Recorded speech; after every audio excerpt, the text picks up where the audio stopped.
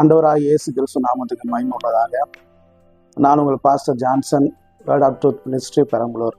நல்லா இருக்கீங்களா நண்பர்களே? எல்லாருக்கும் உங்களுக்கு ஆண்டவராகிய இயேசு நாமத்தில் வாழ்த்துக்களை தெரிவித்துக் கொள்கிறேன். நாம் கடந்த செய்திகளில் பார்த்தீங்கன்னு சொன்னால் தேவனுடைய திருத்துவம், மனிதனுடைய திருத்துவம் என்று காரியம் பார்த்தோம். இன்றைக்கு நம்ம சாத்தானின் திருத்துவம் இந்த தலைப்பில் நாம் செய்தியை பார்க்க போகிறோம். நீங்கள் நினைக்கலாம், என்னடா கடவுள் தான் திருத்துவமாக இருக்கிறாரு அப்படின்னு பார்க்குறோம். அடுத்து மனுஷனும் திருத்தமாக இருக்குன்னு சொன்னாங்க.